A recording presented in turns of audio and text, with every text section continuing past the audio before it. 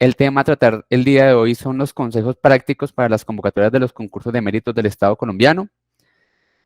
Mi nombre, como ya seguramente pues ustedes lo conocen, Miguel Antonio González, soy administrador de empresas de la Universidad Nacional de Colombia y en este momento pues inicialmente vamos a hablar un poco sobre los concursos de méritos y la plataforma SIM. ¿Listo? Entonces, de entrada, los concursos de méritos son manejados en su generalidad por la Comisión Nacional del Servicio Civil. ¿Por qué hablo de su generalidad? Porque hay regímenes especiales de carrera administrativa que no son manejados por la comisión, sino por las propias entidades del Estado colombiano. Cuando es la rama ejecutiva del orden nacional y territorial, son la generalidad y esas entidades abren concursos para sus cargos de carrera administrativa a través de la Comisión Nacional del Servicio Civil. Entonces, lo que vamos a ver hoy es la generalidad de esos concursos. Todos los concursos tienen unas etapas. La primera etapa es una etapa de reclutamiento donde se hacen dos fases, una de divulgación e inscripción al concurso. Luego viene una etapa de verificación de requisitos mínimos donde las personas que fueron seleccionadas a través de la comisión y de la entidad que tiene a cargo los cargos de carrera, hace una verificación de todos aquellos requisitos exigidos para los diferentes cargos de carrera administrativa. Luego viene la etapa de aplicación de pruebas, a donde pasan aquellas personas que superaron la etapa de verificación de requisitos mínimos. Quienes superen la etapa de verificación de requisitos mínimos y superen la etapa de pruebas, pasan a conformar la lista de elegibles. Finalmente, las personas en estricto orden, ¿sí?, de mayor a menor, son nombradas en periodo de prueba y al pasar el periodo de prueba es que pueden decir que ingresaron a la carrera administrativa. Es decir, que son servidores públicos en carrera administrativa. ¿De acuerdo? Vamos a desglosar cada una de estas etapas, tanto para las personas que ya han participado de concursos para las personas que seguramente pues tienen interés en algún momento en presentarse. Entonces, vamos a hablar de la primera etapa, de la etapa de reclutamiento. Recuerda que aquí son dos fases, una de divulgación y una de inscripción. La etapa de divulgación se realiza a través de diferentes canales. Uno de los canales es la página de la Comisión Nacional del Servicio Civil, www.cnsc.gov.co. Otro canal para la divulgación es la página web de la entidad que oferta los cargos para su planta de personal. Y otra forma de divulgación es a través de la plataforma SIMO. La plataforma SIMO es la plataforma por la cual todas las personas que desean ingresar a participar de un concurso de carrera administrativa deben inscribirse. Entonces tenemos la plataforma SIMO, tenemos la página de la Comisión Nacional del Servicio Civil y tenemos la página web de la entidad pública que oferta los cargos. ¿Listo? A través de esos tres canales de divulgación, ¿qué encontramos? ¿Qué información vamos a encontrar? El número de empleos ofertados, el número de vacantes, ¿sí?, y los requisitos asociados en muchas ocasiones para cada uno de los empleos. También se utilizan las redes sociales de estas tres formas de divulgación, las redes sociales de la página de la entidad ofertante, de la Comisión Nacional de Servicio Civil, donde uno puede encontrar en muchas ocasiones también acceso a la información de esos empleos que se ofertan en concurso de méritos. Cuando finaliza la etapa de divulgación, comienza la etapa de inscripción. Y la etapa de inscripción para los concursos de méritos de los regímenes de carrera general se realiza exclusivamente a través de la plataforma SIMO. ¿De acuerdo? Tengan eso presente. Los concursos de méritos de manera general se realizan a través de la plataforma SIMO.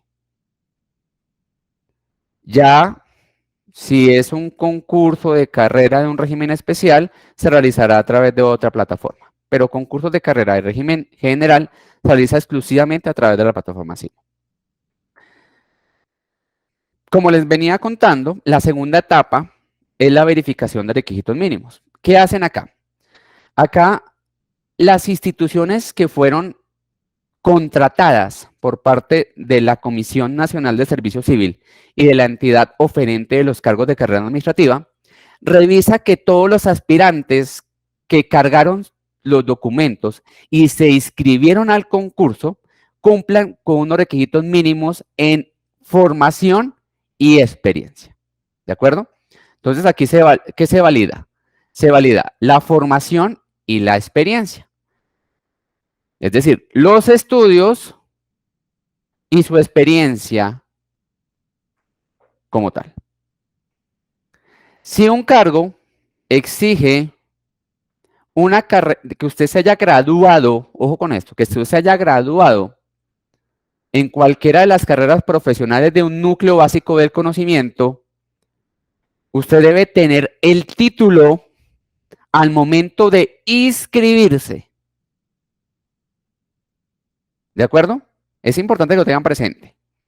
Si usted se va a presentar a un cargo del nivel profesional, pero no tiene el título en sus manos, no se presente. ¿Por qué? Porque en este momento lo único válido para certificar que usted realmente es egresado de una universidad es el título profesional o el acta de grado. No la finalización de materias, no un certificado donde diga que me gradúo en 8 días, no. Título o acta de grado. Ese es un requisito esencial. Si usted no cuenta con título profesional, no se presente a un cargo de nivel profesional. Se puede presentar seguramente a un cargo de otro nivel, pero no un nivel profesional. Y en temas de experiencia, ya vamos a verlo más adelante, hay diferentes tipos de experiencia. Entonces hay que ser cuidadoso con el cargo al que me presento. Una cosa es la experiencia laboral, una cosa es la experiencia profesional y otra cosa es la experiencia profesional relacionada o experiencia relacionada. También hay que tener presente que en esta verificación de requisitos mínimos, ¿sí?, es válido las equivalencias, pero ya lo veremos también más adelante en qué casos son válidas las equivalencias y en qué casos no. Y ya hablaremos de ese tema de las equivalencias para las personas que pues seguramente hasta ahora tienen la oportunidad de presentarse al concurso. ¿Listo? ¿Qué es también fundamental tener en cuenta en esta etapa? Hay una guía que cargan las entidades públicas a través de la página de la Comisión Nacional de Servicio Civil y a través de la plataforma SIMO, donde a usted lo orientan en cuáles son los documentos que debe cargar para presentarse a una vacante. Entonces ahí le dicen, mire, necesitamos que usted cargue el acta de grado o el diploma, necesitamos que usted cargue la certificación laboral y que cumpla con estos requisitos, necesitamos que cargue la tarjeta profesional, la tarjeta de conductor si se presenta a un cargo relacionado. O sea, de alguna manera a usted inicialmente le cuentan qué debería cargar en el sistema. Y de esa manera, pues se evitan que en muchos casos se presenten a un cargo donde no cumplen los requisitos. ¿Y qué pasa? Pues que si el cargo o si la inscripción tuvo un costo, pues pierde el valor de la inscripción. ¿Qué sucede en esta etapa? Digamos, continuamos con el tema de verificación de requisitos mínimos. Cuando usted se inscribe, usted elige un cargo dentro de una gran universo de cargos. Lo elige de acuerdo, pues, a la experiencia que usted tenga, a la profesión que usted tenga. Lo elige de acuerdo, pues, al salario, de acuerdo a las funciones. Se inscribió al cargo, pasó la verificación de requisitos mínimos. Y hay una publicación preliminar de esa fase. Pueden pasar dos cosas: que lo acepten o que no lo acepten en el concurso. Si no te aceptan en el concurso, tú puedes reclamar. Tú puedes solicitar a través de la plataforma SIMO la aclaración de los resultados por las cuales se supone que no superaste la etapa de verificación de requisitos mínimos. Luego de esas reclamaciones, la entidad que está haciendo esta fase debe y está en la obligación de revisar cada una de las reclamaciones, dar respuesta a las mismas y por ende sale el listado definitivo de los admitidos. ¿Listo? Entonces, mucho cuidado. No es que, ay, me dijeron que no y ya me cruzo de brazos y digo no, ahora esto sí es más amañado, esto nunca va a funcionar, siempre me pasa lo mismo. No. Si usted tiene clara certeza de que podía haber superado la etapa de verificación de requisitos mínimos, puede reclamar. Y la entidad que está haciendo esta fase está en la obligación de dar respuestas de reclamación y de modificar esos resultados preliminares de ser el caso. Bueno, las pruebas. Aquí es donde dicen por ahí, comienza Cristo a padecer. Las pruebas son eliminatorias y algunas son clasificatorias. Las pruebas básicas y funcionales son eliminatorias y tienen un puntaje mínimo aprobatorio. Pero ¿quién pasa a esta fase? Solamente aquellas personas que superaron la verificación de requisitos mínimos.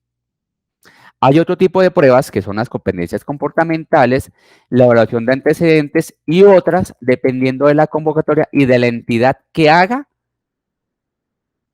la convocatoria en sí. Entonces aquí, no todas las convocatorias tienen valoración de antecedentes ni otro tipo de pruebas, pero todas las convocatorias deben tener competencias básicas, funcionales y comportamentales. Lo que sucede en muchos casos es que a las competencias comportamentales le dan otros nombres.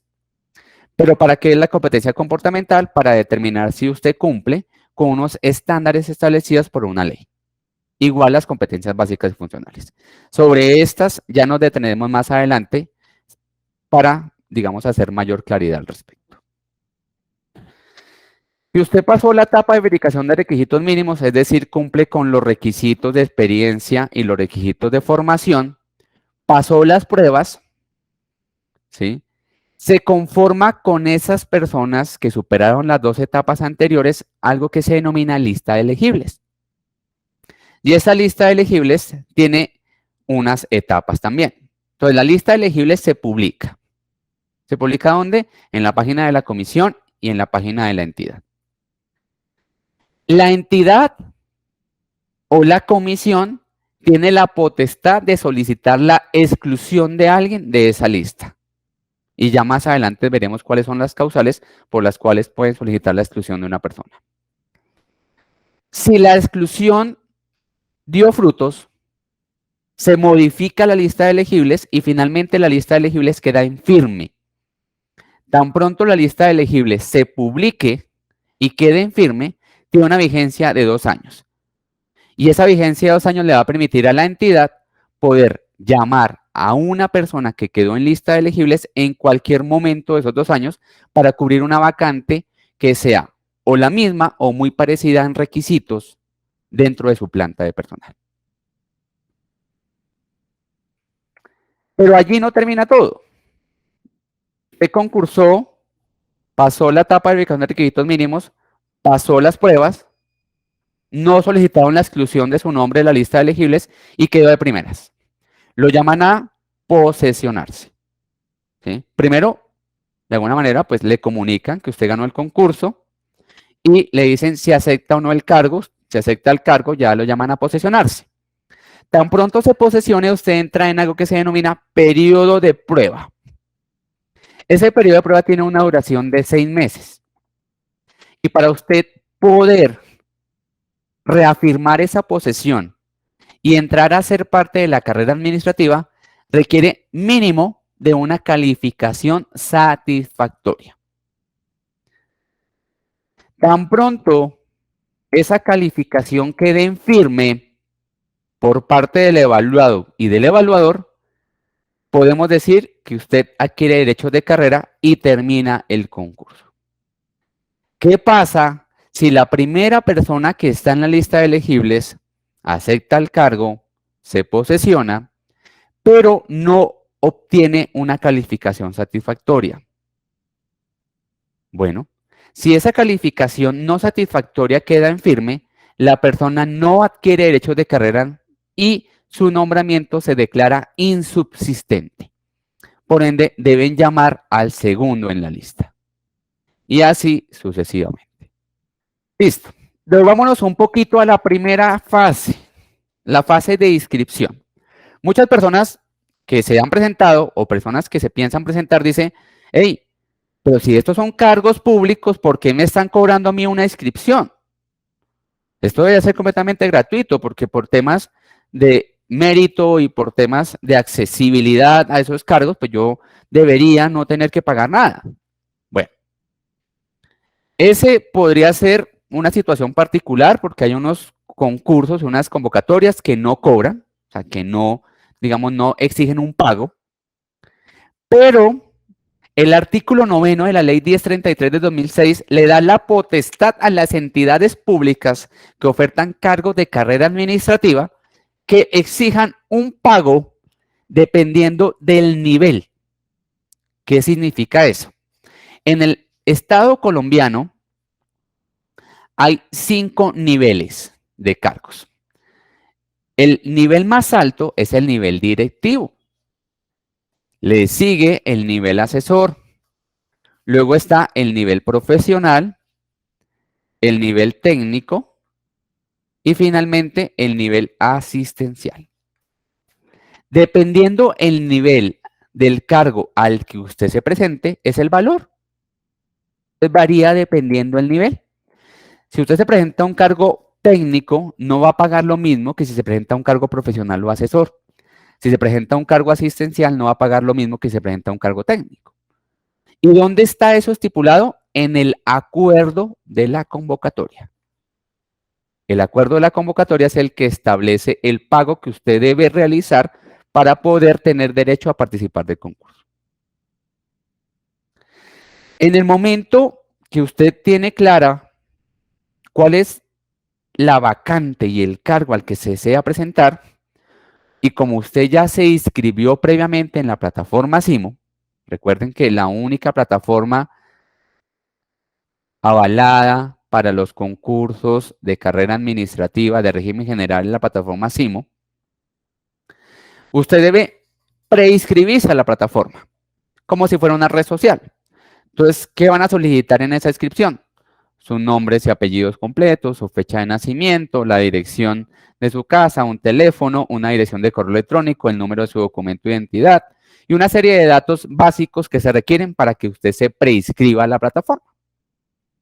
Entonces, si ustedes me dan un momento, yo les voy a mostrar rápidamente cómo funciona esta preinscripción. Entonces, recuerden, si es la primera vez que van a ingresar, o sea, no tienen ni idea de lo que les estoy hablando, dicen, bueno, este muchacho me está hablando algo que me parece interesante, pero no tengo ni idea. Bueno, la primera vez que van a ingresar, pueden en cualquier navegador y en cualquier buscador, simplemente digitar SIMO, tal cual, como lo se ven en pantalla, SIMO.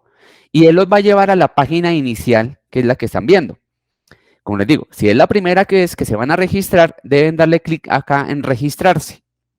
Y ahí deben diligenciar toda esta información. Mucho cuidado, señores. Mucho cuidado. ¿Con qué? Con su número de cédula y con su correo electrónico. ¿De acuerdo? Son 2 datos que ustedes no van a poder cambiar luego. Y si desean cambiar su número de documento o su correo electrónico, deben hacer una solicitud ante la Comisión Nacional de Servicio Civil.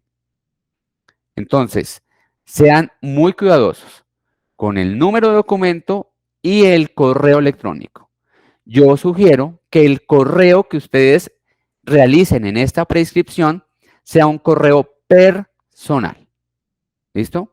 No vayan a utilizar un correo de su trabajo porque en cualquier momento ustedes pueden cambiar de trabajo y ese correo ya no lo van a poder cambiar en esa plataforma. Como les digo, si desean cambiar el correo, tienen que hacer la solicitud ante la comisión y eso se puede tardar un poco de tiempo. Entonces, para evitar esos percances, lo que yo sugiero es coloquen un correo personal y sean muy cuidadosos con el número de documentación. ¿Listo? Entonces, como les venía contando, bueno, la inscripción tiene pues un pago, ustedes ya hacen su prescripción en la plataforma, buscan el cargo, ¿sí? Ustedes miran cuáles son las convocatorias que se encuentran activas, entonces buscan el cargo que más se adecue pues al tema de su formación, de su experiencia, del salario, de las funciones, y dicen, este es el cargo al que yo me quiero presentar. Pero antes de usted inscribirse a ese cargo, debe cargar toda la documentación en el sistema. Hagan de cuenta que esto es como una base de datos que carga todo su perfil. Entonces, ¿qué documentación debo cargar? Todos mis estudios, toda mi experiencia, tarjeta profesional, licencia de conducción si es que se va a presentar un cargo que necesite ese documento, libreta militar para los hombres, ¿sí? Certificado electoral si lo tiene. Y de esa manera usted completa su perfil en la página Simo. Cuando usted complete su perfil, como ya tiene elegido su cargo, se inscribe. Y esa inscripción, si requiere un pago, lo puede hacer a través de PSE, es decir, pago electrónico, o simplemente usted descarga un comprobante, lo imprime y lo lleva a un banco para cancelarlo. Tengan presente lo siguiente. El pago por PSE se puede hacer hasta el mismo día que cierra la inscripción. El pago por banco se requiere mínimo 2 días antes para que el pago entre al sistema y usted pueda formalizar la inscripción en la plataforma. Que pague el mismo día a través del banco. Lo siento, ese pago no entra automáticamente. Si usted lo hace a través de PSE, listo, no hay problema. Pero si usted lo hizo a través de un banco, corre el riesgo de que ese pago no entre, y más si lo hizo en horario extemporáneo, porque usted sabe muy bien que lo que es horario extemporáneo ingresa al día siguiente. Entonces, recomendación, realicen el pago de la inscripción a través de PSE. Si no tienen la posibilidad, entonces háganlo con 3 días de antelación, de tal manera que el último día no estén diciendo, ay, no, pero ahora yo qué hice, perdí la plata otra vez, miren, porque pues desafortunadamente, si usted hace mal este proceso, no hay de alguna manera pues devolución del dinero. Cuando usted ya se inscribe, es decir, paga, ¿sí? Y formaliza la inscripción, tenga presente que el empleo al que usted se inscribió y los documentos que usted cargó a la plataforma no se pueden modificar para esa convocatoria. ¿Qué quiere decir? Que si usted subió 5 certificados de experiencia y su título profesional, pero se le olvidó subir un certificado de experiencia, pagó, formalizó la inscripción y se dio cuenta después de darle formalizar a la inscripción que le faltó un certificado de experiencia, usted lo puede cargar. Pero ese certificado que acaba de cargar ya no va a ser tenido en cuenta para ese empleo al que se acaba de inscribir. Y véanlo de la siguiente manera. Tan pronto usted paga y formaliza la inscripción, es como si enviara un sobre sellado a la entidad con los documentos que usted tiene en la plataforma. Ya no le van a recibir ningún otro sobre. Ya no le van a recibir ninguna otra carta. No le van a recibir nada. Usted ya envió el sobre sellado. Y ese sobre sellado es lo único que van a tener en cuenta para esa convocatoria. ¿De acuerdo? Bueno, entremos un poco en materia. Ya sabemos que nos tenemos que preinscribir, que tenemos que cargar los documentos. Bueno, pero aquí viene un tema importante. ¿Cómo cargo los documentos? ¿Qué documentos cargo? ¿Qué es lo que debo tener en cuenta para ese cargue? Primero, el decreto 75 del 2015, que es el decreto único reglamentario del sector de educación, establece cuáles son los niveles de educación para adultos. Entonces hay alfabetización, educación básica, educación media, educación para el trabajo del desarrollo humano y educación informal. ¿Listo? De aquí, ¿cuáles son requeridos para cargar en el sistema? Los que usted tenga. Si usted cuenta con el título de educación básica, el título de educación media, un título de educación para el trabajo del desarrollo humano, un título de educación informal, cárguelos. Pero sea cuidadoso cómo lo va a cargar. Y aquí es importante también tener en cuenta algunos conceptos. Primero, la educación para el trabajo y el desarrollo humano tiene unas particularidades. Y es que esta se ofrece con un objeto muy puntual, que es complementar, actualizar o suplir conocimiento, pero también forma en aspectos académicos laborales. ¿Qué título, o bueno, más bien, qué certificado usted obtiene cuando ha realizado una educación para el trabajo del desarrollo humano? Algo que se denomina certificado de actitud ocupacional, el famoso CAP. Ténganlo presente. Si usted tiene un certificado de actitud ocupacional, ¿sí? Significa que usted tiene una educación para el trabajo y el desarrollo humano. Esta educación particularmente, ¿sí?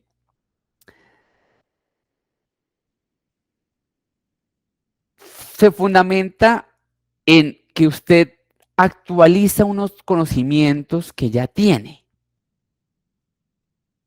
Y acá, pues, se estructura en currículos flexibles, pero no se sujeta al sistema de niveles y grados propios de la educación formal. ¿La educación formal cuál es? La educación básica y media, así como la superior. Es decir, primaria, bachillerato y carreras profesionales técnicas y tecnológicas. Esa es la educación formal. Esta es una educación particular.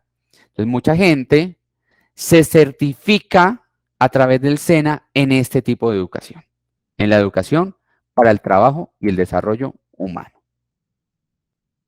¿Listo? ¿De acuerdo? Hasta aquí vamos bien. Bueno, importante también tener presente lo siguiente. Esta educación para el trabajo y el desarrollo humano es diferente de la educación informal. ¿Por qué? La educación informal tiene como objetivo principal complementar, actualizar, perfeccionar, renovar o profundizar conocimientos, habilidades técnicas y prácticas. Pero la característica principal de la educación informal es que los cursos que usted tome no superen los 160 horas. ¿De acuerdo? Más de 160 horas significa educación para el trabajo y el desarrollo humano y debe ser certificada a través de un certificado de actitud ocupacional. La educación informal solamente le brinda a usted un certificado de asistencia. La persona asistió al Congreso Nacional de Educación Física con una intensidad horaria de 30 horas que se llevó a cabo los días tal en la ciudad tal. Eso es educación informal. No es educación para el trabajo y el desarrollo humano y no es educación formal. Por un lado, recuerden, esta se certifica a través de un certificado de actitud ocupacional, pero esa simplemente a usted le da un certificado de asistencia. ¿Listo? Bueno. Ya teniendo esos dos conceptos que son los que a veces generan como mayor controversia, podemos hablar un poco de qué tipo de requisitos se requieren para las certificaciones de estudio. Todo lo que están viendo en pantalla es educación formal, ¿de acuerdo? Primaria, secundaria y pregrado, que estamos hablando de técnica profesional, tecnológica y profesional. Así como los posgrados. Eso es educación formal, ¿de acuerdo? Formal. Formal. Todo esto es educación formal. Entonces recuerden que lo que es primaria, secundaria, pregrado, que tiene que ver con técnica profesional, tecnológica y profesional, así como todo lo que es posgrado, es educación formal. La educación para el trabajo y el desarrollo humano en muchos casos se divide en dos. Formación académica cuando son 160 horas o más hasta un máximo de 600 horas. Si son más de 600 horas se denomina formación laboral. Y tenemos la educación informal que recuerden que es máximo 160 horas. Dentro de educación informal, ¿qué tenemos? Diplomados, cursos, seminarios, congresos. Si usted participó de un diplomado, bueno, también simposios. Si usted participó de un diplomado, de un curso, un seminario, un congreso, un simposio, usted puede cargar eso y debe ser válido como educación informal. Si usted hizo, ¿sí? U otro tipo de cursos y lo certificaron, ¿sí? Usted lo puede hacer valer como educación para el desarrollo humano. No importa si es laboral o académica. El número de horas, pues se lo dará de alguna manera el, digamos, el tipo de formación. Pero importante tener en cuenta, ¿qué deben tener esos certificados para que sean válidos al momento de cargar en la plataforma? Primero, si es educación formal, debe subir el diploma o el acta. Mi sugerencia es que suba los dos en un único PDF. Suba el diploma y el acta. ¿Sí? Cargue el certificado de aprobación y terminación de materias. Eso, digamos, era necesario cuando le decían a usted que le iban a valer sus prácticas profesionales, sus pasantías y demás a partir de la terminación de materias. En este momento, ya con la nueva reglamentación, pues digamos que ese certificado puede ser que no sea tan necesario en muchas de las convocatorias. Y en algunas les valen los semestres que ha cursado y aprobado de una carrera profesional, de una carrera técnica, de una carrera tecnológica o de un estudio de posgrado. Entonces también valdría la pena, dependiendo la convocatoria y dependiendo el cargo, subir al sistema un certificado de semestres cursados y aprobados.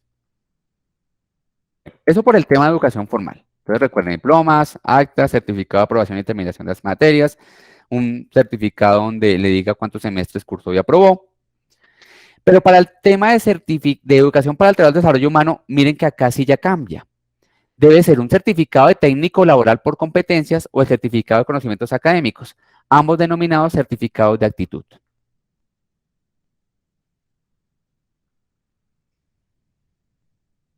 Certificado de técnico laboral por competencias o certificado de conocimientos académicos si supera las 160 horas y en muchos casos si llega a las 600 horas. ¿Listo? Y la educación informal, nuevamente le repito, en máximo 160 horas, debe subir un certificado de asistencia que cuente con la siguiente información. Nombre o razón social de la entidad.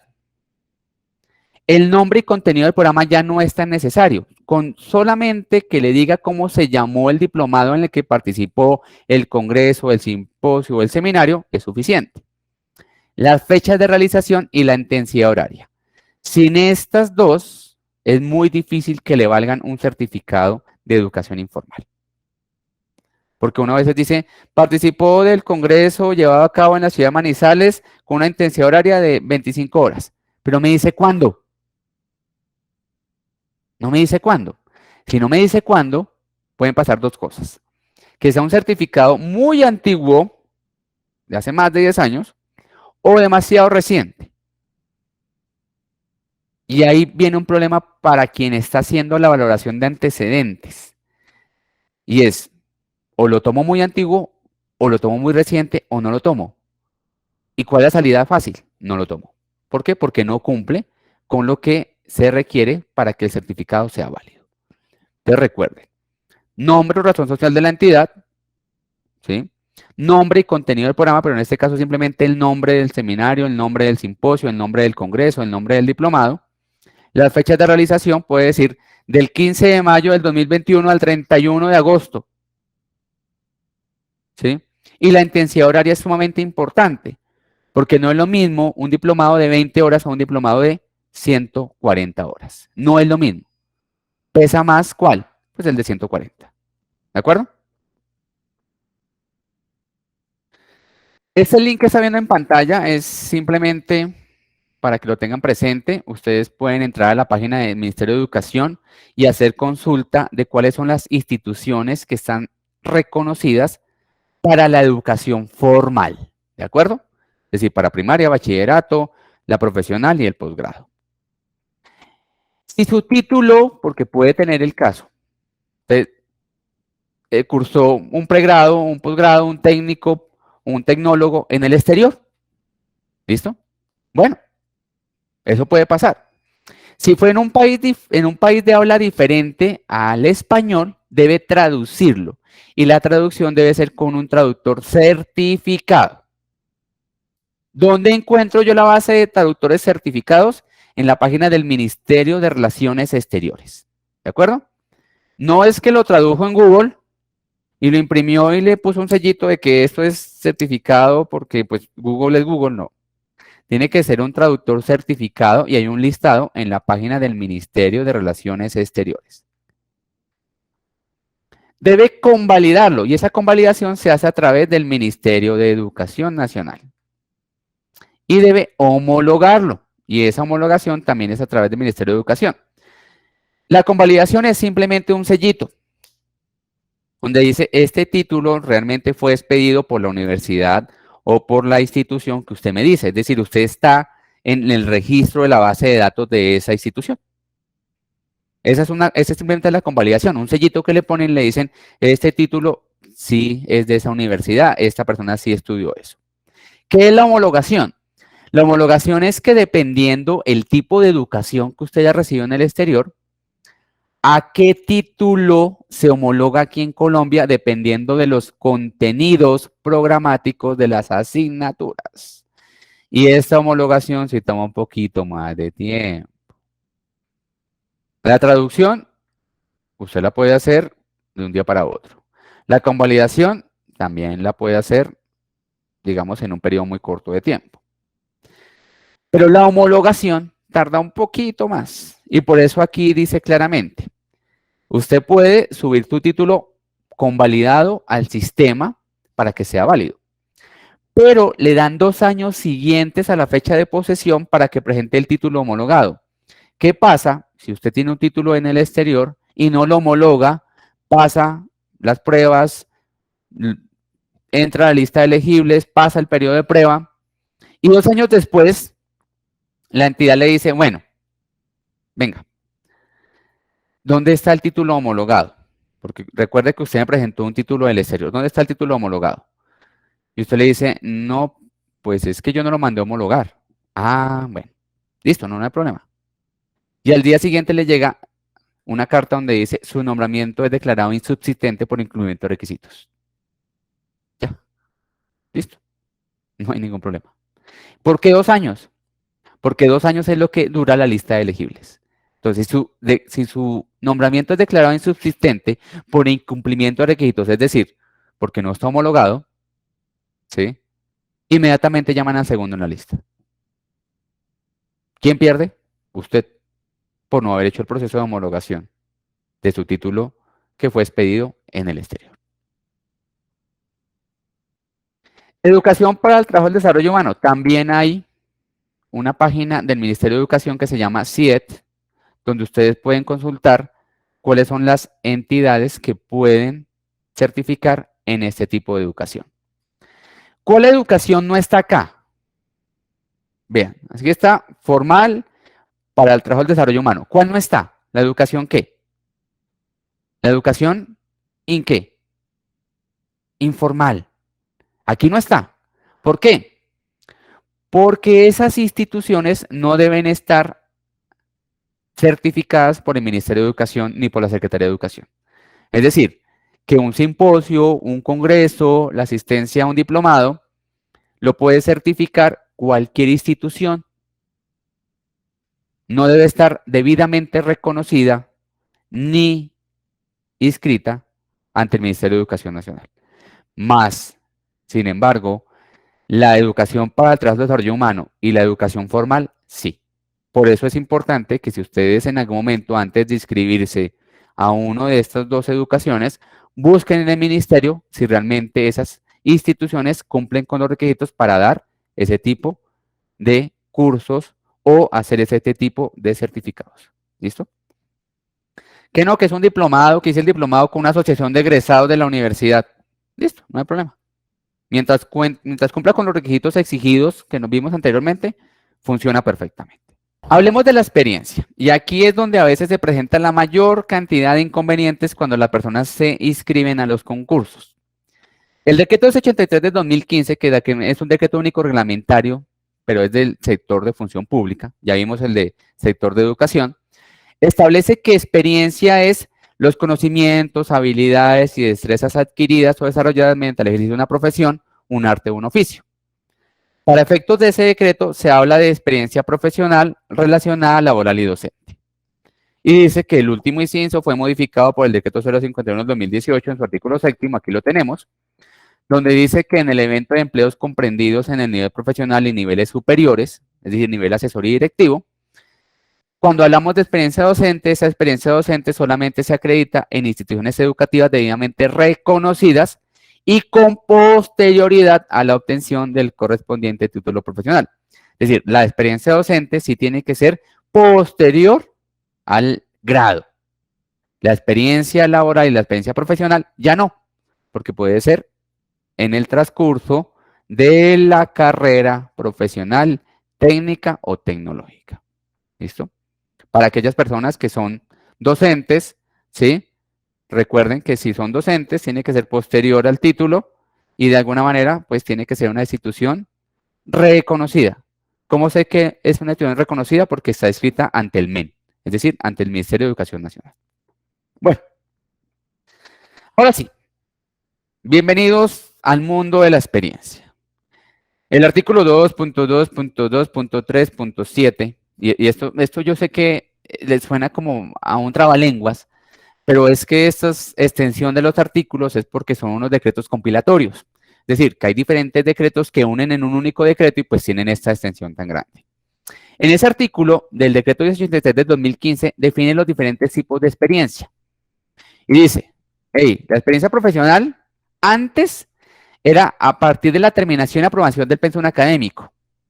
Ahora, la experiencia profesional puede ser en el transcurso, ¿sí?, de la carrera, siempre y cuando cumpla con unos requisitos. Antes usted tenía que cargar el certificado de terminación y aprobación de materias. ¿Para qué? Para que usted dijera, mire, yo hice una práctica profesional y esa práctica profesional ya había terminado materias, por ende, me sirve como experiencia profesional. Pero, ¿qué se sigue manteniendo? Esto. En el ejercicio de las actividades propias de la profesión o disciplina académica exigida para el desempeño del empleo. Eso se sigue manteniendo. Eso sí se sigue manteniendo. ¿Listo? Usted puede haber hecho una práctica, puede haber hecho una monitoría, puede haber hecho una consultoría en el transcurso de su carrera, pero nada tiene que ver con su carrera. No lo van a valer como experiencia profesional. Quizás como experiencia laboral, pero no como experiencia profesional. Otro tipo de experiencia, la relacionada, y aquí es donde pecamos en muchas ocasiones. Cuando uno comienza a revisar el cargo al que se quiere presentar en una convocatoria, hay unos requisitos de estudio. Entonces dice, abogado o titulado en el núcleo básico del conocimiento de las ciencias del derecho. Estoy, digamos, haciendo una suposición. Y en experiencia le dicen, 2 años de experiencia profesional relacionada. Ya el solo decir relacionada cambia completamente el sentido de ese requisito. ¿Por qué? Miren lo que dice acá. La experiencia relacionada es adquirida en el ejercicio de empleos o actividades que tengan funciones similares a las del cargo a proveer. Un ejemplo. Ustedes se presentaron a un cargo y exige título en derecho. Tiene el título en derecho. Checklist. 2 años de experiencia profesional relacionada. Bueno, aquí es donde toca entrar a revisar con lupa las funciones del cargo al cual se quiere usted presentar. ¿Por qué? Porque la certificación de funciones que usted cargue al sistema debe tener las funciones si el cargo exige una experiencia relacionada. Si exige experiencia profesional o laboral, no es necesario que su certificación de funciones tenga funciones. Pero si usted se quiere presentar a un cargo que exige experiencia relacionada, sí o sí debe tener funciones, exceptuando aquellos cargos donde la ley establece las funciones mismas. Por ejemplo, un cargo de jefe de control interno. ¿Listo? No sé si les ha ocurrido a ustedes el caso de que le dicen, usted no cumple con el requisito de experiencia porque la experiencia profesional que usted cargó no es relacionada. ¿Listo? Ahí es diferente. La experiencia laboral es adquirida con el ejercicio de cualquier empleo, ocupación, arte u oficio, pero la experiencia laboral solamente es válido para cargos asistenciales y técnicos. ¿Listo? Solamente es válida para asistenciales y técnicos. Ningún cargo profesional le va a pedir experiencia laboral. O le pide experiencia profesional o les pide experiencia relacionada, pero no les pide experiencia laboral. Entonces, si usted aspira a un cargo asistencial o técnico, puede ser que la convocatoria le pida experiencia laboral.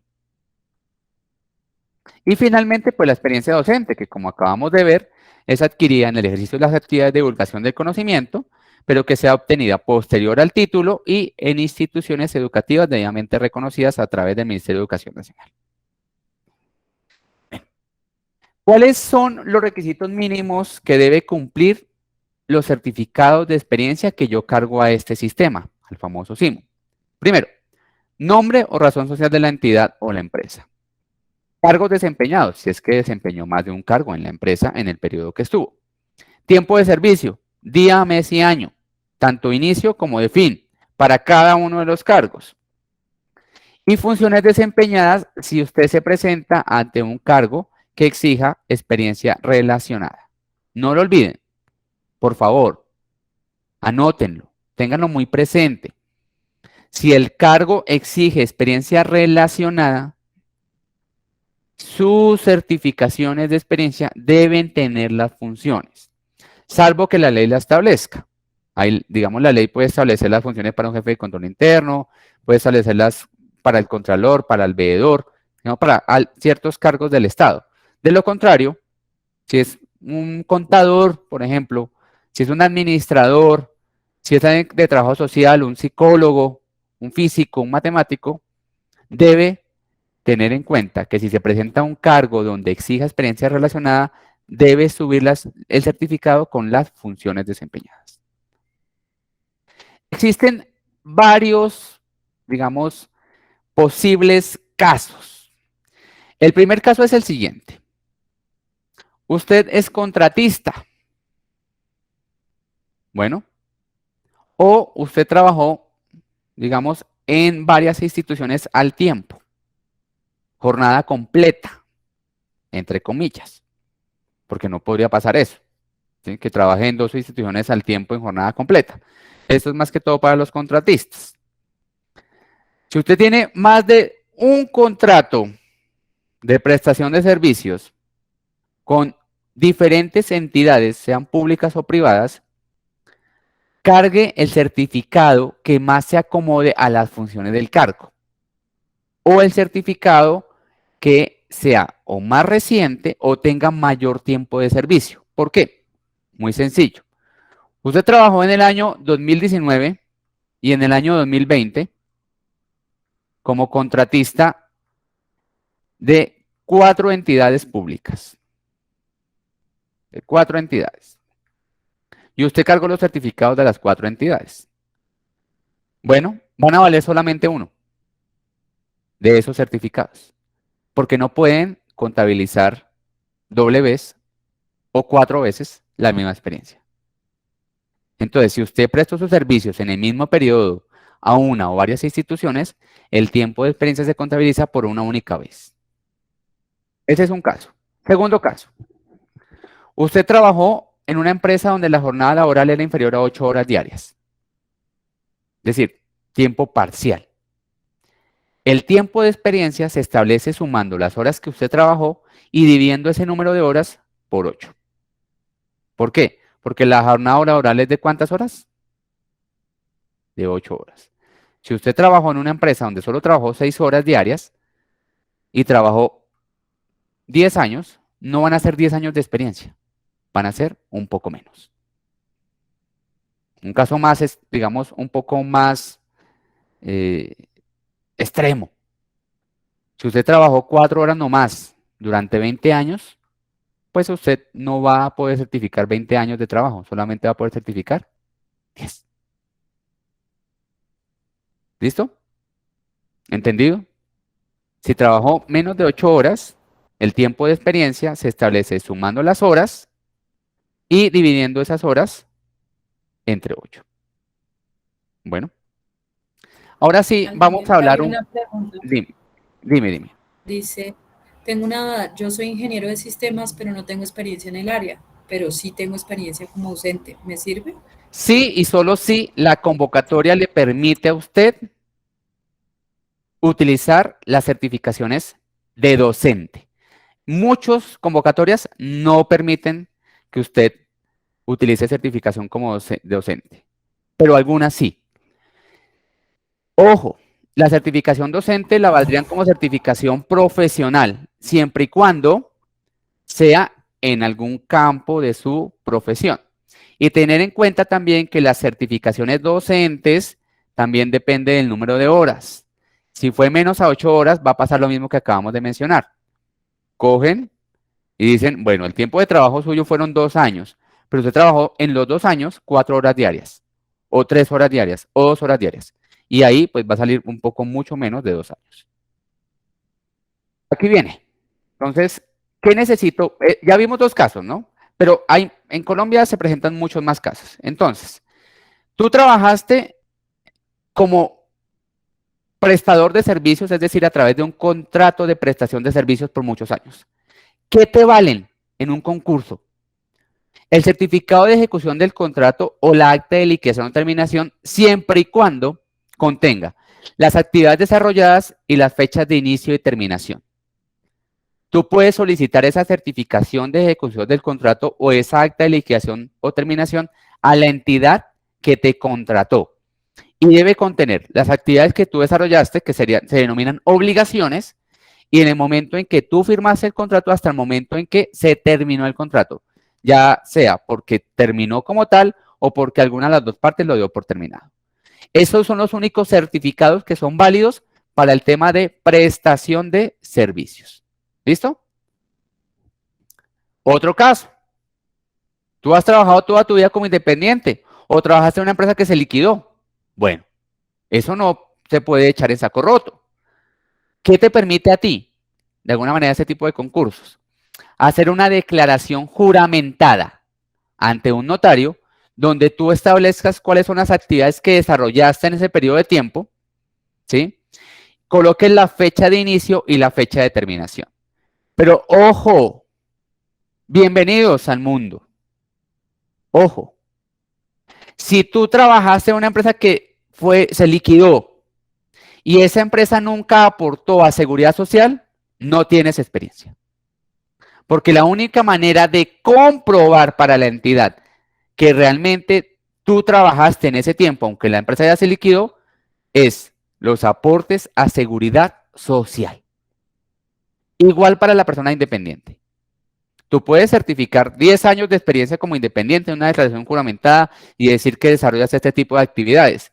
Pero si tú no estás afiliado y no cotizas a seguridad social, esa experiencia no es válida.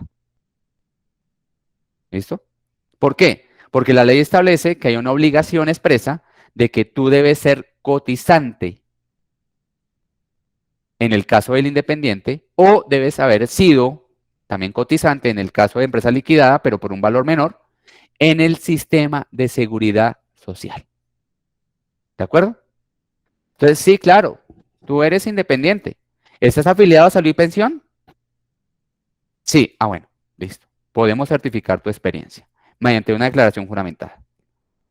¿Trabajaste en una empresa liquidada? Listo. La empresa ya no existe, no hay problema. La declaración juramentada. ¿Contra qué lo contrasto? Contra tu afiliación, pago, obviamente, al sistema de seguridad social. Dependiendo del momento del tiempo, puede haber sido solo salud o salud y pensión. Bueno,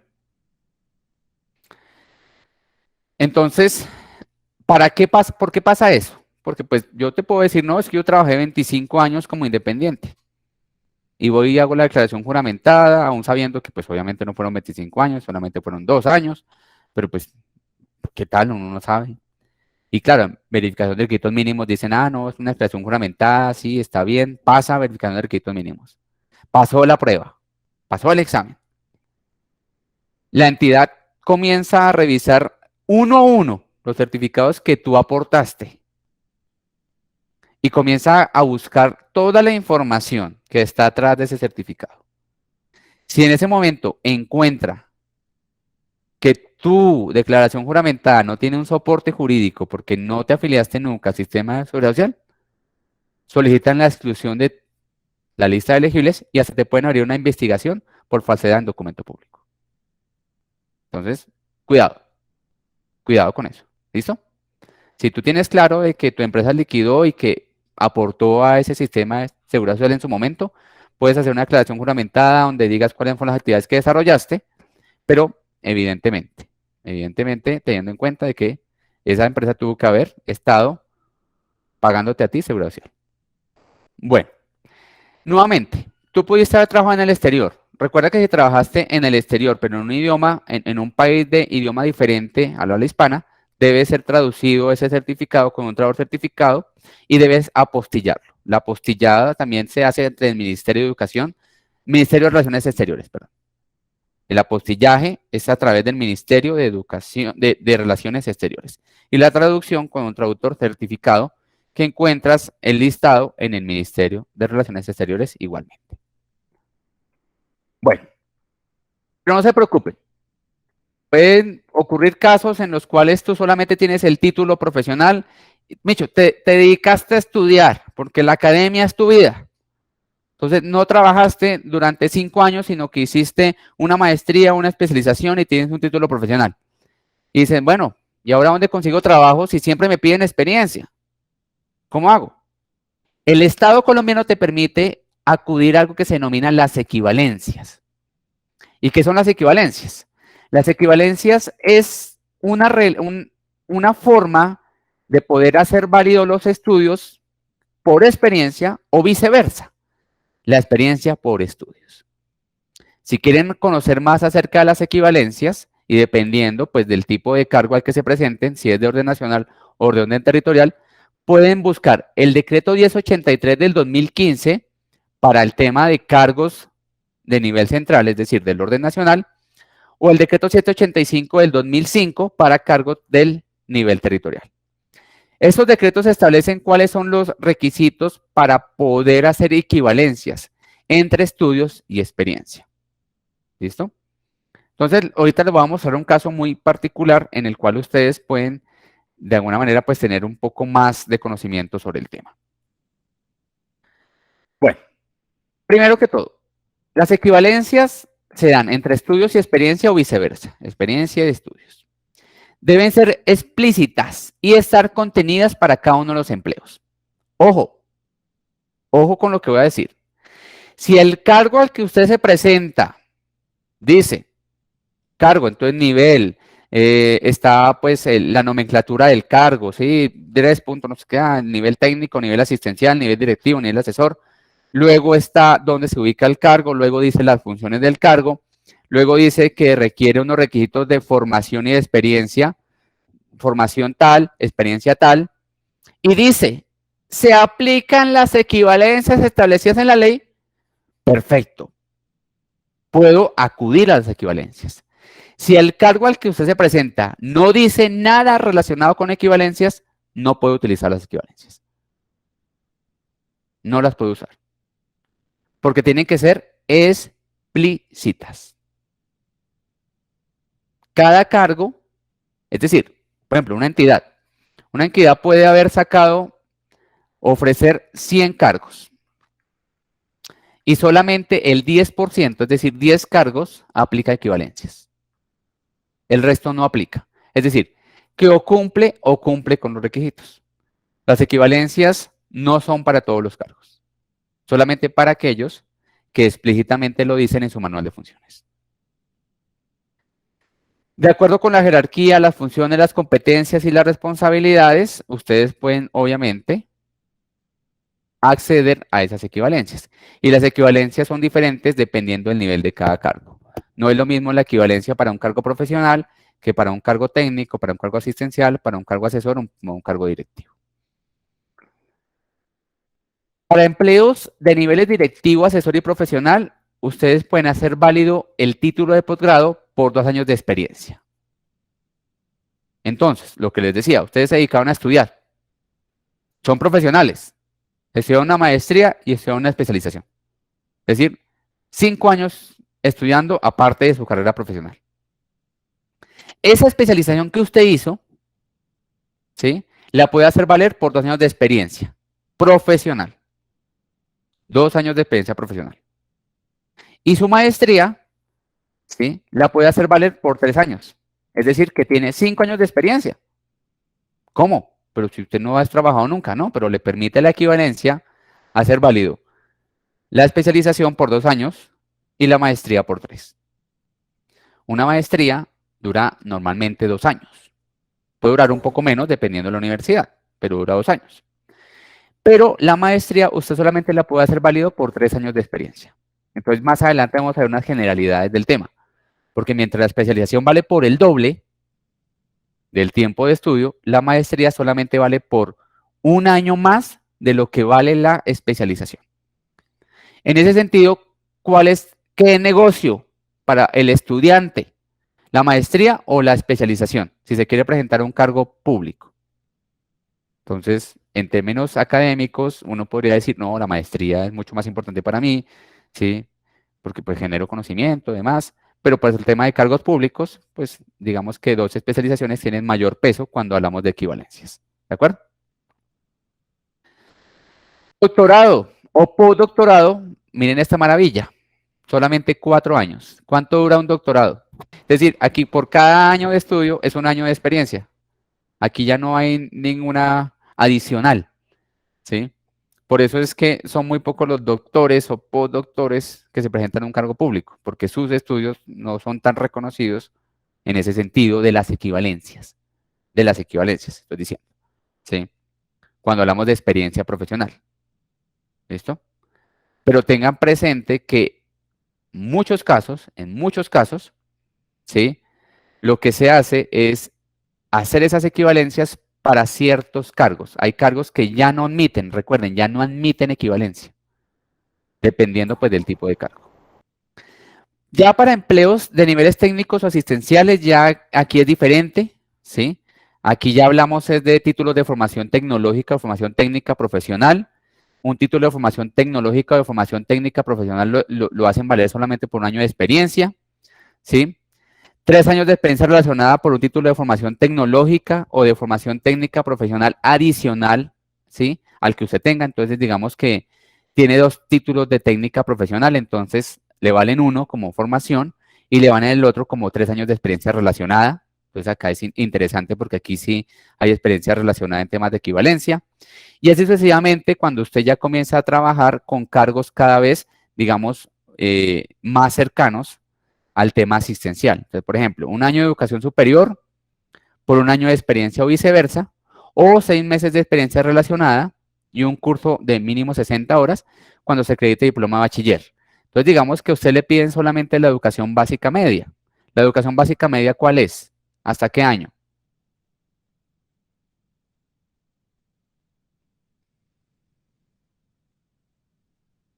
Recuerden que a usted le dan un título, le dan 2 títulos en el colegio. El primero Noveno lo, y once. el primero lo recibe ¿en qué grado? Noveno. Noveno. Muy bien. Noveno. Muy bien.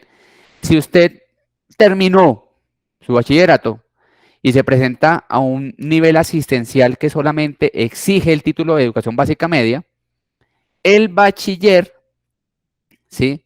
Le va a tener, pues, obviamente, una equivalencia adicional, ¿sí? Porque son 2 años de estudio que van a tener, pues, obviamente, 1 año de experiencia, en este caso. ¿Listo?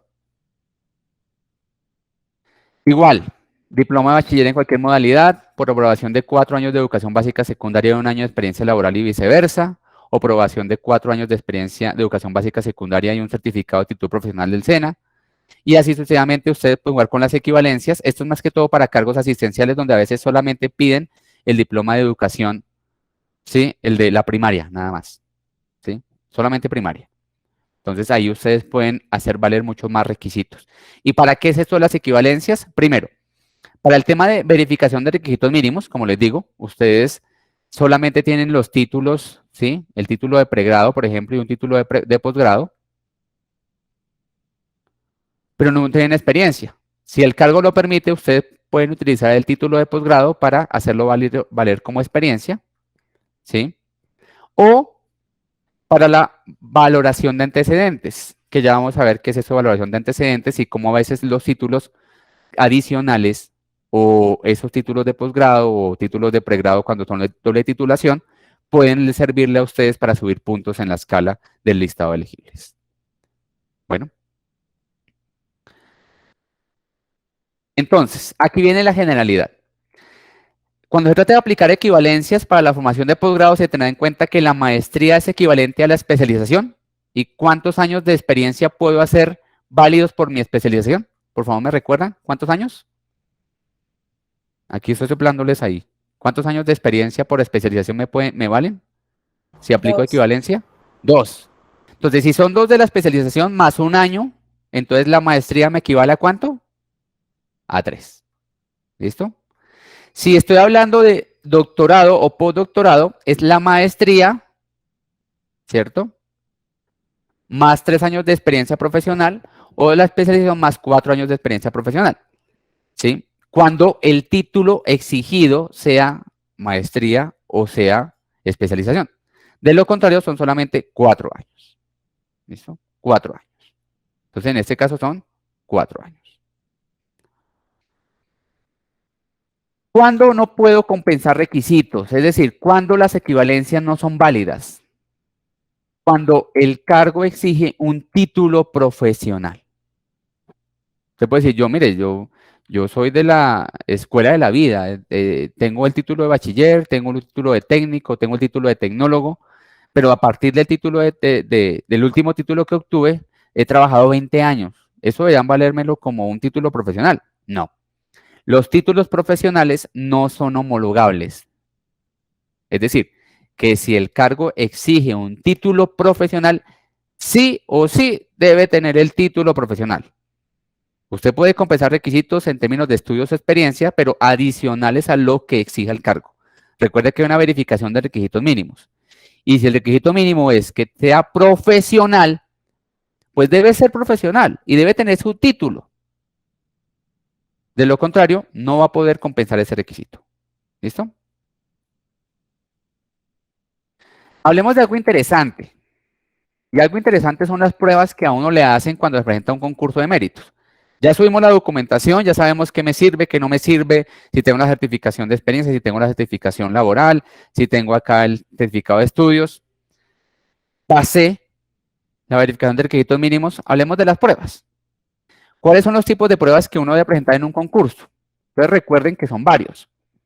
Están las básicas, funcionales, comportamentales, valoración de antecedentes y otro tipo de pruebas. Pero vamos a entrar un poco más al detalle de cada una de estas pruebas. Lo mejor siempre está al final. ¿Listo?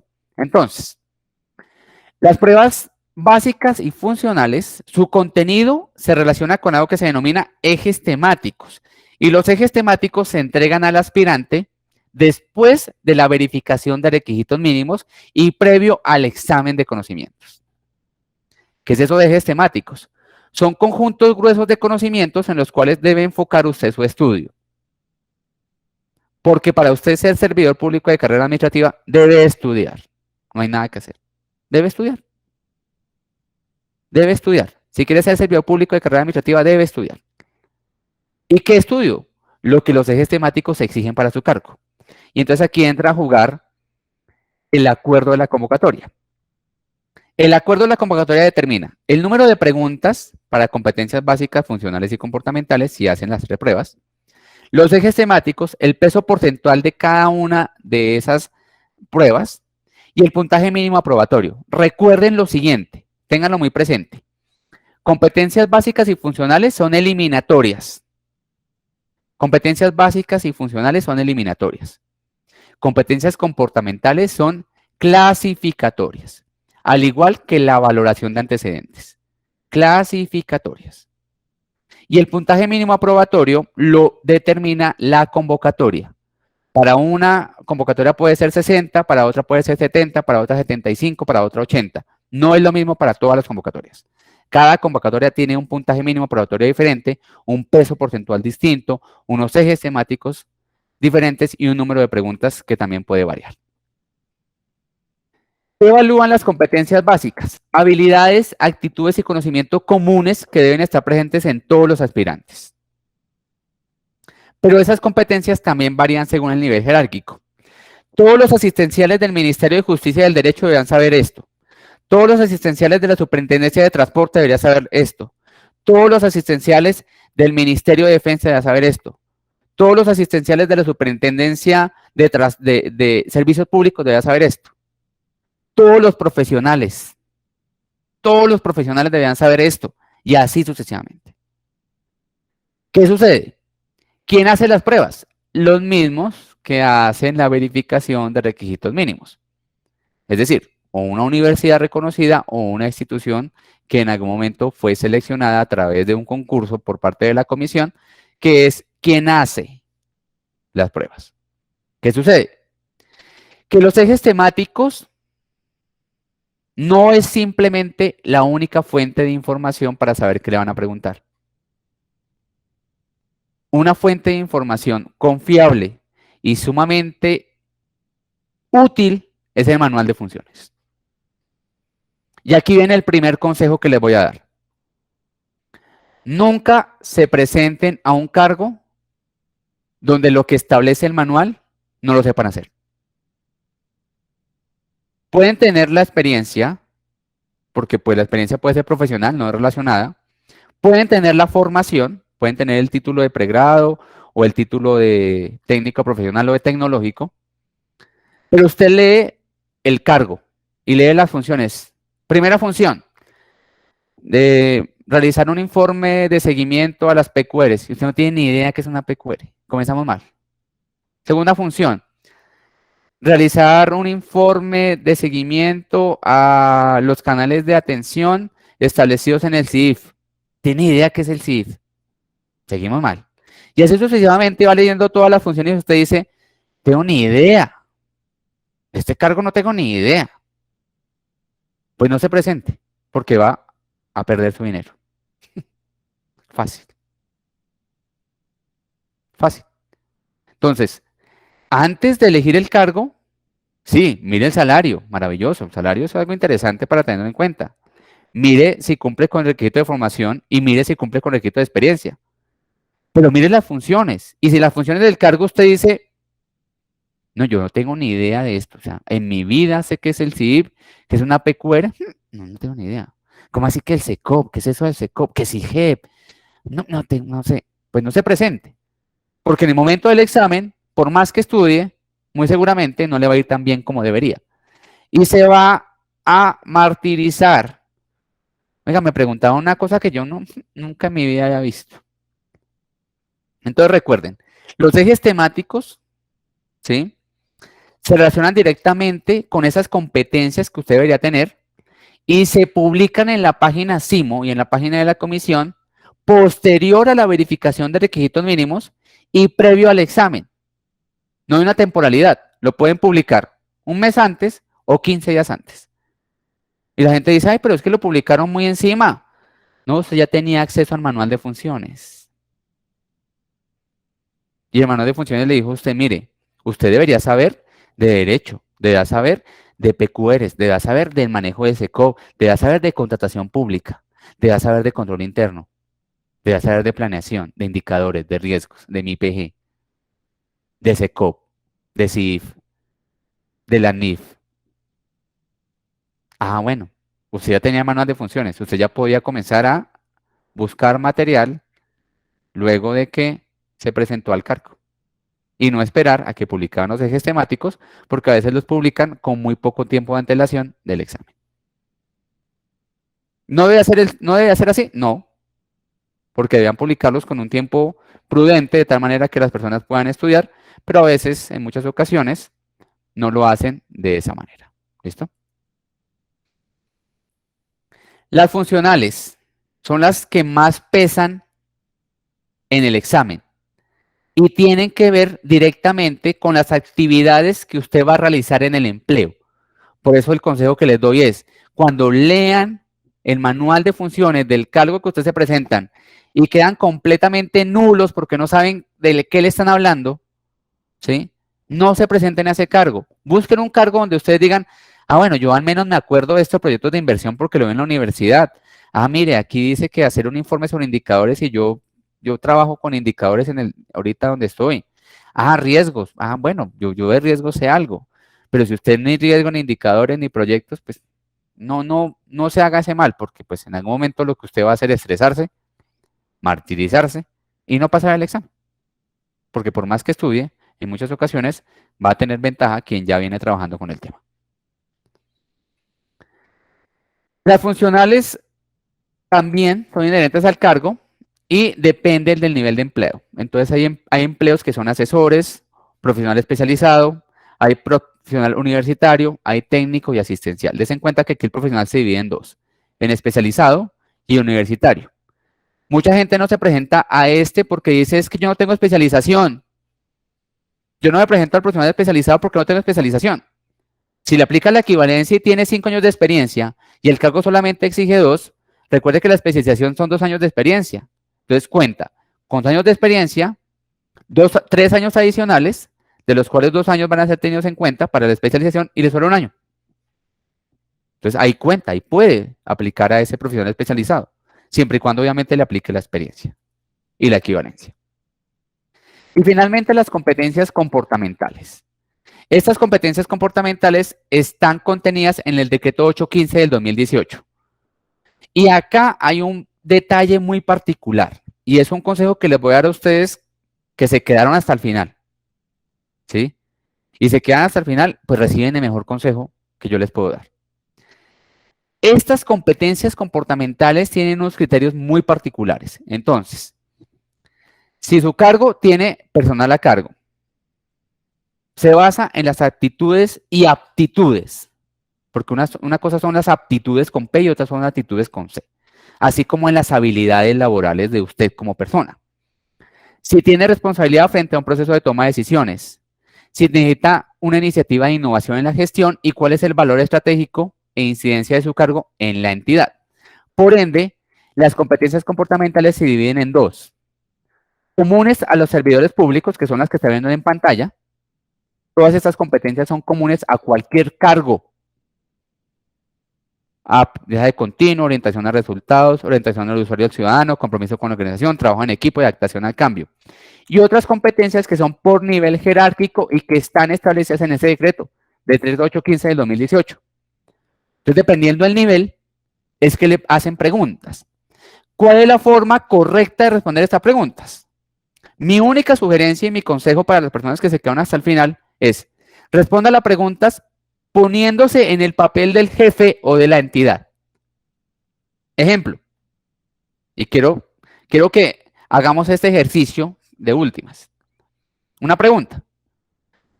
Usted solicitó una cita médica, bueno, más que no.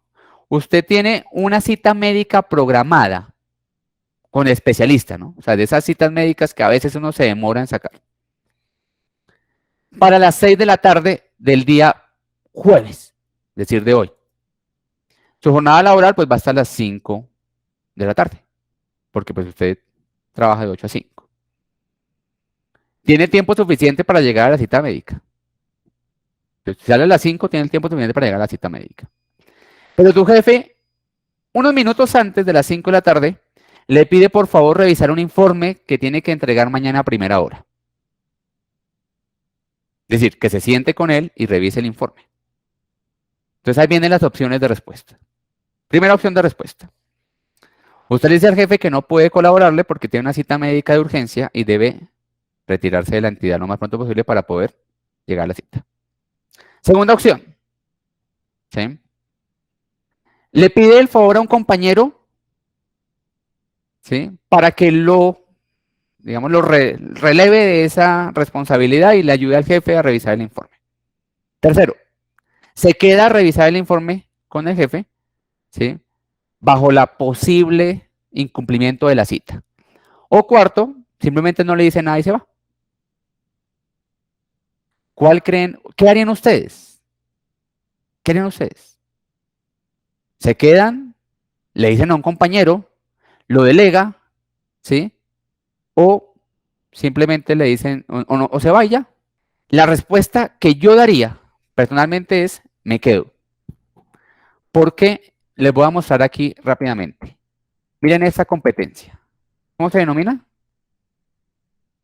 Compromiso con la organización.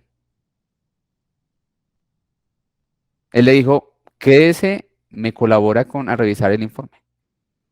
Pues uno, ¿qué hace? Uno se queda e intenta revisar en el menor tiempo posible para no perder la cita. Pero si le tocó perder la cita por quedarse a revisar con el jefe el informe aún después de su jornada laboral, eso se denomina compromiso con la organización. Y ese es el consejo que yo les doy para el tema de competencias comportamentales. Respondan como espera que la entidad o el jefe quisiera que usted respondiera. Porque personalmente uno diría, no, pero es que mi cita es más importante, mi salud prima. Sí, eso puede ser verdad en el mundo de la realidad paralela en la que debería ocurrir así. Pero ustedes saben muy bien que cuando uno va en muchas ocasiones a enfrentarse a tipo de situaciones como estas, si usted delega la responsabilidad, el jefe le va a decir, ¿cómo así? Yo le pedí favor a usted. Si usted se va y no dice nada, al otro día le va a decir, no, pero es que aquí la gente hace lo que se da la gana. ¿Sí? Si usted se queda, va a decir, ah, bueno, quizás ni siquiera le digan gracias, pero cumplió con lo que el jefe en ese momento le estaba solicitando. Siempre sea muy cuidadoso con los certificados que carga el sistema, tanto de estudios como experiencia, que cumpla con los requisitos que la convocatoria exige. No se presenten vacantes donde no cumpla con los requisitos y donde no conozca las funciones. Por favor, esto no es una cosa de azar. No lo hagan, no lo hagan. ¿Sí? No, pero es que yo puedo estudiar y yo aprendo. No, sí, aprende en el transcurso de la marcha, pero no va a tener más de 2 o 3 meses para estudiar lo que muy seguramente alguien ha venido estudiando o trabajando durante 5 o 6 años. Entonces ahí va a entrar en desventaja. ¿Sí? Tenga en cuenta las fechas del examen. Suele ser un consejo como, pues obvio, pues que no es tan obvio, porque todos los exámenes se realizan los días domingos. Y no deje todo para última hora. ¿Sí? Ay, yo miro a ver cuándo estudio. ¿No? En el momento en que se presenta un cargo, comience a descargar material, comience a entrar en materia, comience a revisar las funciones del cargo y de esa manera pues usted puede comenzar a prepararse. ¿Sí? Descargue el acuerdo de convocatoria, realice una búsqueda exhaustiva de las vacantes, no se presenten vacantes donde claramente cumple con los requisitos si hay la fase de evaluación de antecedentes, porque la fase de evaluación de antecedentes de una vez lo va a sacar. O sea, digamos, le va a quitar puntos. Revise cuidadosamente el tipo de experiencia solicitada y tenga en cuenta las equivalencias que acabamos de ver entre estudios y experiencia. De esa manera, usted ya podrá tener un panorama mucho más general y se va a dar cuenta que a veces presentarse a un concurso no es tan difícil. Lo que a veces es difícil es tomarse el tiempo para presentarse y saber que hay que cumplir con unos requisitos básicos que se exigen como tal.